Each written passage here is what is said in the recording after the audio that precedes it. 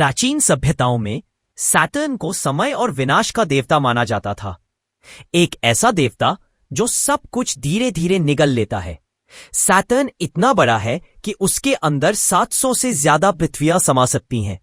इतना हल्का कि अगर उसे पानी में डाल दिया जाए तो वो तैर सकता है, लेकिन फिर भी इतना खतरनाक कि उसके अंदर जाने का मतलब है वापस ना आना। अगर आप सैटर्न पर पहुंचें तो पहली चीज जो आपको डराएगी वो तापमान नहीं होगा, वो होगा शोर। हजारों किलोमीटर चौड़े तूफानों का शोर जो कभी शांत नहीं होते। क्या इंसान उस ग्रह पर 1 घंटे तक अपने होश संभाल पाएगा? ये है धूमकेतु, और हम जानेंगे कि क्या होगा अगर हम सैटर्न पर 1 घंटा बिताए। हम सैटर्न को दूर से देखते आए हैं, एक विशाल गैस का गोला जिसके चारों तरफ बर्फ और पत्थरों के अरबों कण घूमते रहते हैं।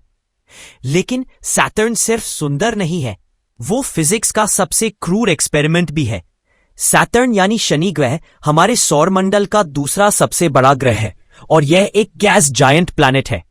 यह सूर्य से लगभग 1.4 बिलियन किलोमीटर दूर स्थित है। सैटर्न को सूर्य की एक पूरी परिक्रमा करने में लगभग 29.8 ईयर्स लगते हैं। यानी सैटर्न का 1 साल पृथ्वी के लगभग 29 साल के बराबर होता है। वहीं सैटर्न अपने एक्सिस पर बहुत तेजी से घूमता है और लगभग 10.7 आवर्स में एक रोटेशन पूरा कर लेता है, इसलिए वह दिन बहुत छोटा होता है। सैटर्न का डायमीटर लगभग 1,20,500 किलोमीटर है, जो पृथ्वी से करीब 9 गुना बड़ा है। लेकिन इतना बड़ा होने के बावजूद सैटर्न का डेंसिटी बहुत कम है। यह इतना हल्का है कि अगर हाइपोथेटिकली इसे किसी बहुत बड़े पानी के ओशन में रखा जाओ तो यह तैर सकता है। यह फैक्ट सैटर्न को पूरे सोलर सिस्टम में यूनिक बनाता है। जैसे ही आपका स्पेसक्राफ्ट सैटर्न के वातावरण में प्रवेश करेगा, सबसे पहले आपको एहसास होगा कि यह ग्रह पृथ्वी जैसा बिल्कुल नहीं है। यहां कोई सरफेस नहीं है जहां आप उतर सकें। सैटर्न असल में हाइड्रोजन और हीलियम से बना एक विशाल गैस गोला है।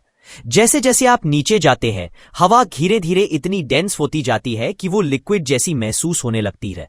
यानी आप जमीन पर खड़े नहीं होंगे, आप गिरते रहेंगे और वो गिरना कभी खत्म नहीं होगा।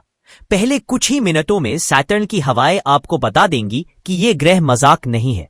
यहां की हवाओं की रफ्तार 1800 किलोमीटर प्रति घंटा तक पहुंच जाती है, जो पृथ्वी के सबसे भयानक हरिकेन से भी कई गुना तेज है। आपका स्पेसक्राफ्ट चारों तरफ से झटकों में होगा, जैसे किसी अदृश्य दैत्य ने उसे पकड़ रखा हो। बाहर दिखने वाले बादल सुनहरे, पीले और हल्के भूरे रंग के होंगे, लेकिन उनकी खूबसूरती धोखा है। इन बादलों में अमोनिया और मेथेन भरी होती है। सांस लेने की तो कल्पना भी मत कीजिए। सैटर्न का सबसे फेमस फीचर उसकी रिंग्स है। ये रिंग्स सैटर्न को बाकी सभी ग्रहों से अलग बनाती है। ये रिंग्स असल में ठोस नहीं है, बल्कि अरबों छोटे बड़े पार्टिकल्स से बनी है, जो मोस्टली आइस, रॉक और डस्ट के टुकड़े होते हैं। कुछ रिंग पार्टिकल्स बर्फ के पहाड़ जितने बड़े हैं, तो कुछ सिर्फ धूल के कण जितने छोटे हैं। सैटर्न की रिंग्स बहुत पतली हैं, लेकिन उनकी चौड़ाई हजारों किलोमीटर तक फैली हुई है। एक अमेजिंग फैक्ट यह है कि सैटर्न की रिंग्स हमेशा के लिए नहीं है। नासा के ऑब्जर्वेशंस के अनुसार सैटर्न की रिंग्स धीरे धीरे सैटर्न की ग्रेविटी की वजह से गिर रही हैं, जिसे रिंग रेन कहा जाता है।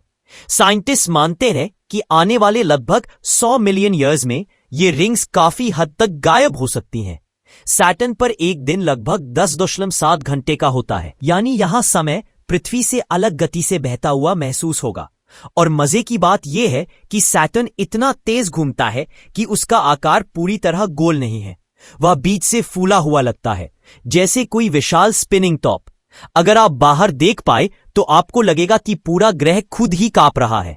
सैटर्न पर भी टेम्परेचर बहुत कम रहता है। इसके ऊपरी एटमॉस्फेयर का एवरेज टेम्परेचर लगभग -170 डिग्री सेल्सियस होता है। इतनी ठंड की वजह से वहां कोई भी अर्थ जैसा लाइफ सरवाइव नहीं कर सकता। सैटर्न पर सनलाइट भी बहुत वीक होती है, क्योंकि यह सूर्य से बहुत दूर है।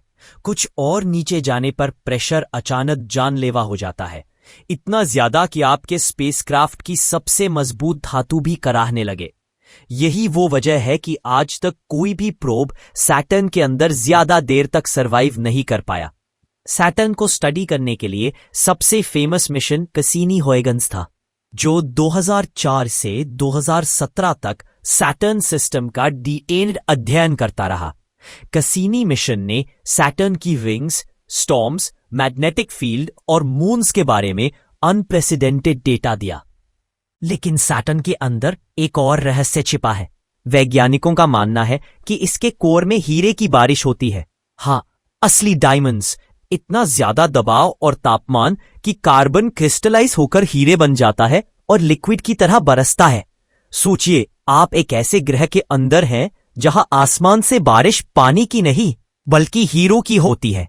सैटर्न के पास बहुत ज्यादा मून्स हैं। अभी तक सैटर्न के 140 से भी ज्यादा मून्स कंफर्म किए जा चुके हैं, जिससे यह जुपिटर को भी पीछे छोड़ देता है। इनमें से सबसे बड़ा मून टाइटन है। टाइटन पूरे सोलर सिस्टम के सबसे इंटरेस्टिंग मून्स में से एक माना जाता है। टाइटन के पास थिक एटमॉस्फेयर है और वहां मीथेन और इथेन की लेक्स और रिवर्स पाई गई है। टाइटन को अर्ली अर्थ जैसा माना जाता है और वहां लाइफ के केमिकल बिल्डिंग ब्लॉक्स मौजूद हो सकते हैं। अब आपके 1 घंटे का आखिरी हिस्सा सबसे डरावना होगा। जैसे जैसे आप कोर की ओर बढ़ते हैं, ग्रेविटी इतनी ज्यादा हो जाती है कि आपका शरीर, आपके विचार, आपकी आवाज, सब कुछ दबने लगता है। ऐसा महसूस होगा जैसे सैटर्न आपको धीरे धीरे अपने अंदर समेट रहा होगा। एक सवाल आपके दिमाग में गूंजने लगेगा। सैटर्न जैसे ग्रह आज भी जिंदा है, अरबों सालों से घूम रहे हैं। लेकिन सैटर्न अकेला नहीं है। हमारे सोलर सिस्टम में एक और ग्रह है जो अपने अक्ष पर लगभग लेटा हुआ घूमता है, जहां मौसम नहीं बल्कि दशकों तक चलने वाली अंधेरी रातें होती है, और जहां तापमान इतना कम है कि वहां की ठंड सैटर्न की ठंड को भी मामूली बना देती है। तो अगर सैटर्न हमें त्वर सकता है, तो सोचिए यूरेनस हमारे साथ क्या करेगा। क्या वहां इंसान का शरीर जम जाएगा, या वहां की अजीब सी ग्रेविटी हमारी समझ से बाहर कुछ कर देगी। लेकिन यह सवाल होगा हमारे अगले धूमकेतु का। और ऐसे ही मजेदार वीडियो के लिए लाइक और सब्सक्राइब करें।